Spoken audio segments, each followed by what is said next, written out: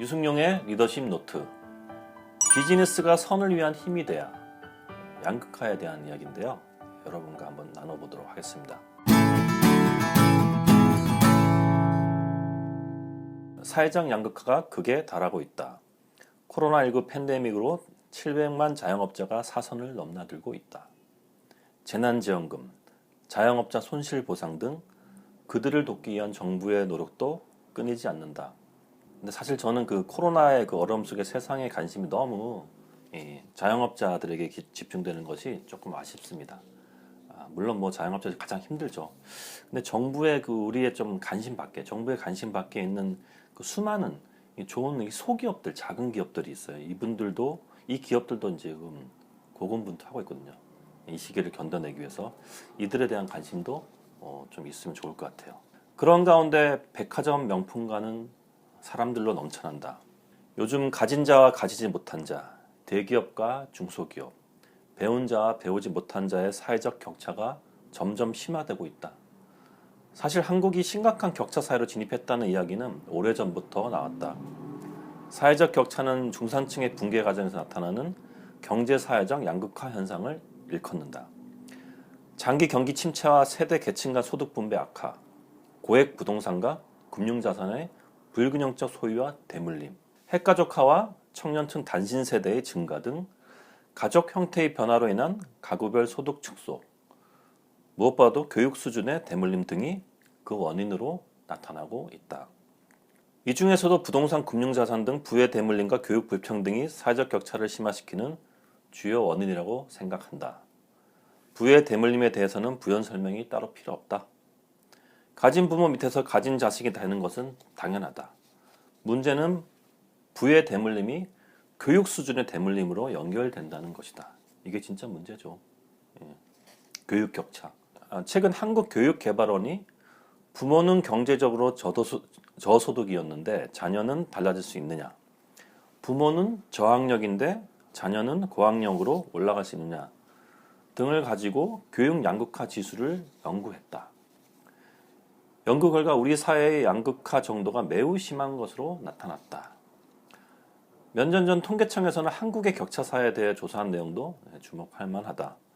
월소득 100에서 300만 원 사이의 가정에서 자란 자녀의 신분 상승 가능성 기대치가 25%밖에 안 됐다면 월소득 600만 원 이상 가정 자녀의 신분 상승 가능성 기대치는 무려 52.5%로 나타났다. 소득에 대한 어떤 신분 상승 가능성 기대치가 상당히 차이가 있는 거죠. 자본주의 사회에서 어쩔 수 없는 현상 아니냐고 지나칠 수도 있지만 실상은 그렇지 않다. 이러한 사회적 양극화가 심화되면 물질 만능주의에 의한 인간성 상실, 계층 간 갈등으로 인한 사회 불안과 교육 불평등으로 창의적 인재의 소실 등 많은 부작용이 생길 수 있다. 건강하고 모두가 행복한 사회를 만들기 위해서는 반드시 해결해야 될 과제이다. 자, 그렇다면 이러한 양극화, 이 양극화를 어떻게 해결할 수 있을까? 첫째, 양극화 해소에 대한 국민적 공감대 형성이 절실하다.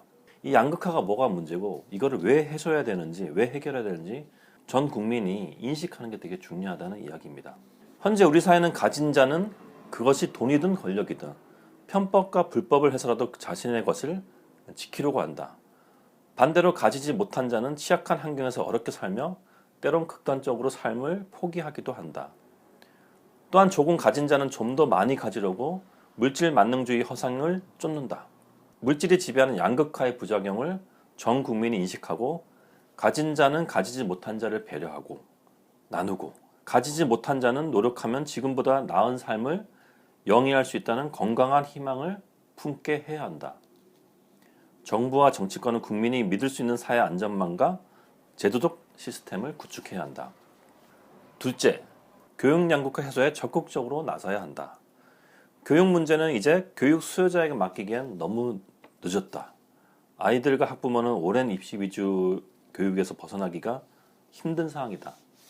남들보다 좋은 학교를 나와야지 사회에서 성공한다는 이 불안정한 명제에도 암묵적 순응을 하고 있다. 부모도 그렇고 아이들도 그렇죠. 이젠 법으로 해결해야 한다. 소위 교육 불평등 해소 법안이 필요하다는 목소리가 나오고 있다.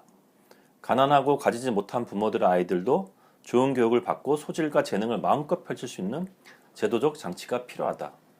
그래서 불평등한 교육 시스템으로 인해 차세대 리더로서의 잠재적인 싹수가 사전에 재단되는 일이 있어서는 안 되겠다. 마지막으로 기업가의 역할이다. 기업가의 역할이 되게 중요합니다. 이 사회적 양극화를 해소하기 위해서는. 대기업과 중소기업 간 격차를 줄이는 것은 어제 오늘의 일이 아니듯이 당연히 필요하다. 대기업이 중소기업과의 거래관계 등에서 배려하고 상생하는 자세를 갖는 것이 무엇보다 중요하다. 중소기업도 끊임없는 혁신으로 대기업에 대한 의존도를 낮춰야 한다. 더 나아가 기업이 사회적 시민성을 가지고 양극화 해소에 앞장서야 한다. 기업 활동의 건전성과 공정성은 물론 사회 봉사, 환경 보호, 소비자 보호, 노동자 인권 등에 관한 일련의 활동이 여기에 포함된다. 이젠 기업이 이윤 추구를 목표로 하는 게 아니라 사회적 책임 활동을 해야지 이윤을 추구할 수 있다는 그런 경영 시대가 왔다는 것을 경영자들이 인식해야 될 때가 아닌가라는 생각이 듭니다. 최근 국내에서 위코노믹스 운동이 시작되고 있다. 위코노믹스. 이 위코노믹스는 우리를 뜻하는 위, 영어로 W죠. 위와 경제학, 이코노믹스의 합성으로서 경제적 불공정과 불평등을 해소하고 함께 공생함으로써 경제적 정의를 실현하자는 의미를 담고 있다.